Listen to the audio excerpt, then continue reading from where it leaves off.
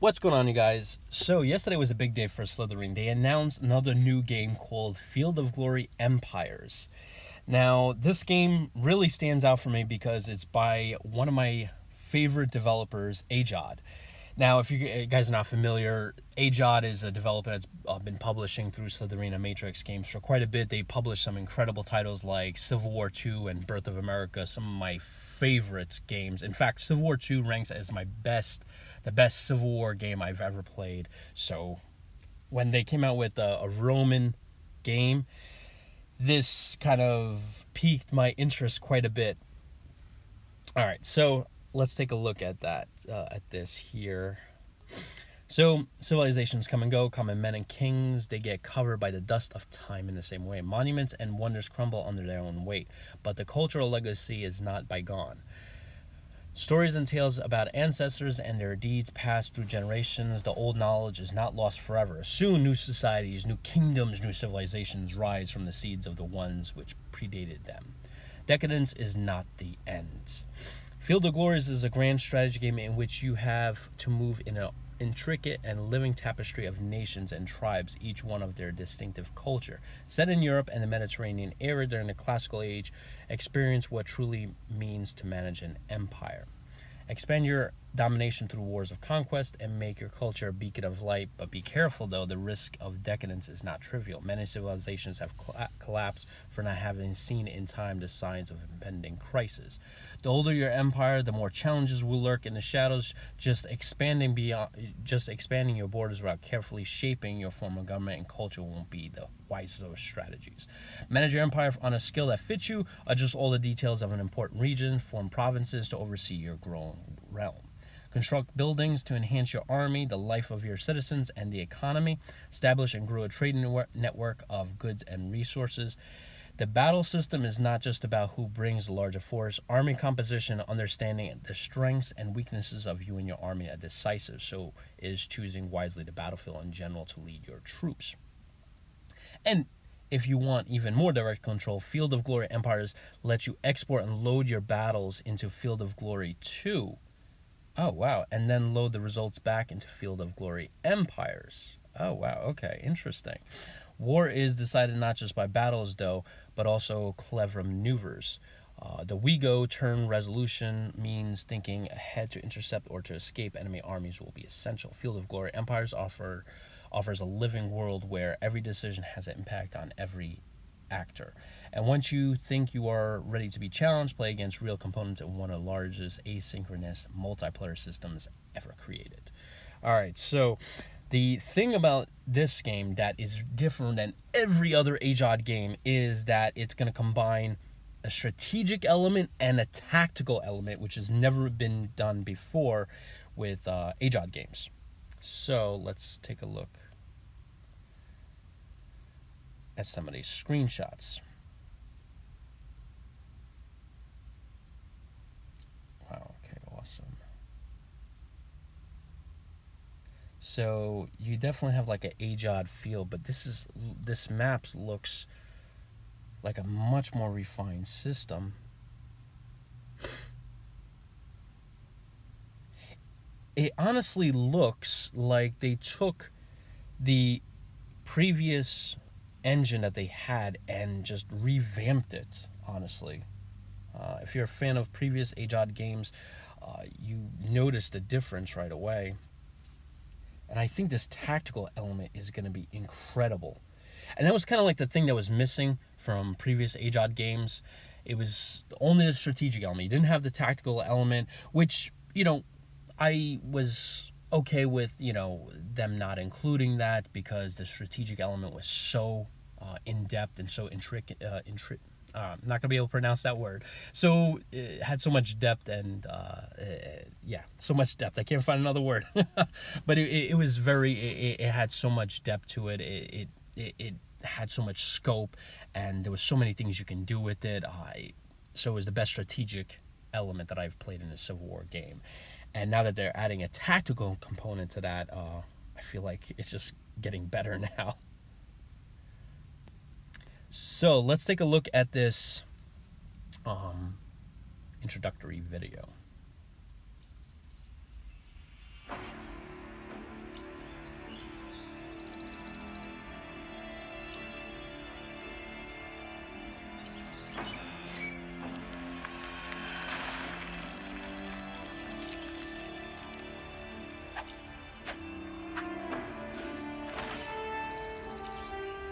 Beautiful animation.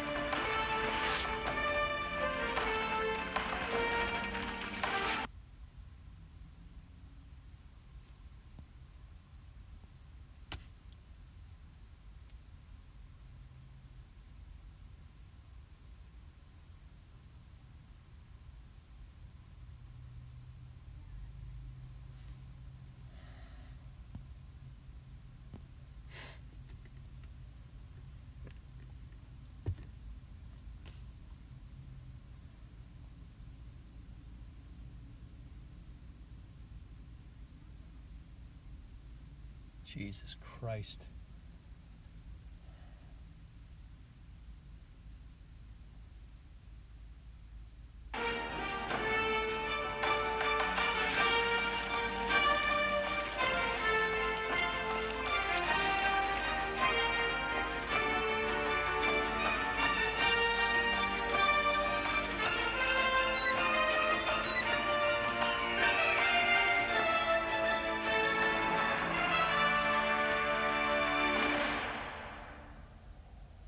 All right, so I'm gonna see if I can find. I thought there was gonna have some tactical or strategic gameplay here. I'm gonna actually try to find some footage of that.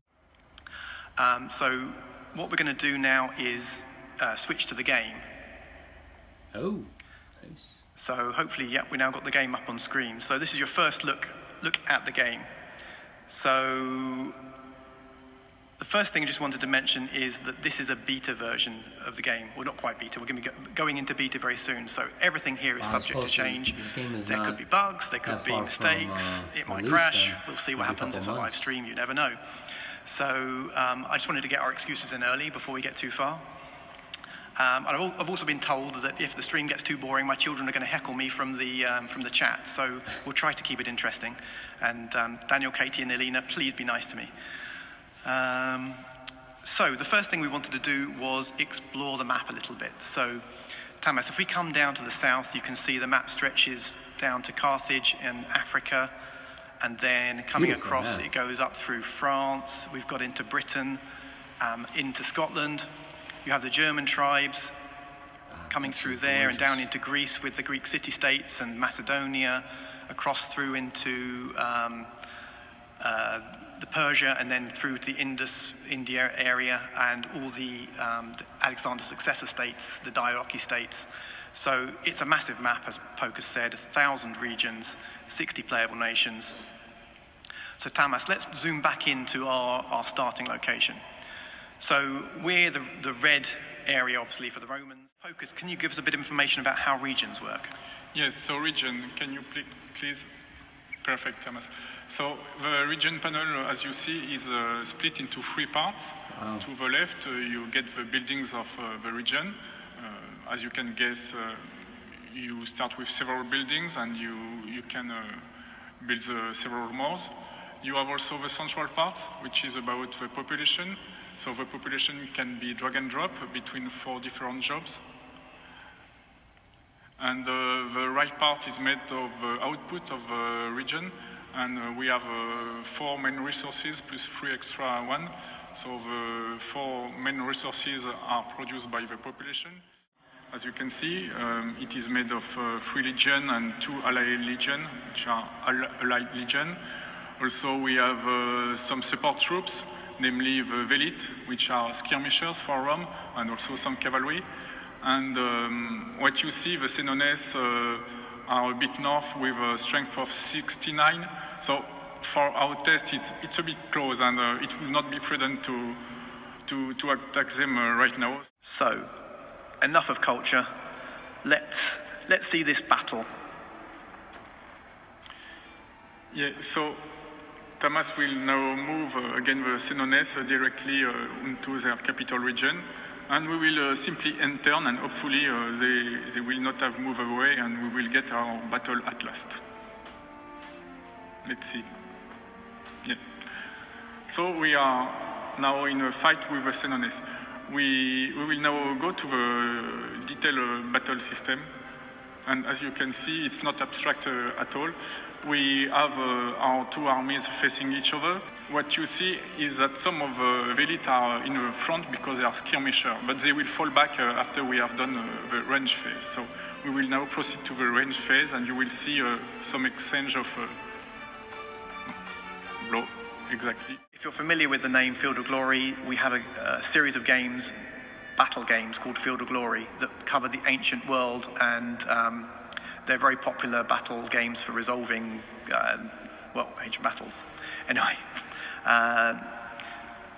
it's not just a cosmetic tie-in. If you're familiar with Field of Glory, then you'll notice that the banners and the units are the same in the game here as they are in Field of Glory 2. And like I said, it's not just a cosmetic tie-in, it's far more than that. So what you can see on screen there, Tamas has got the cursor over something called the Export Battle button.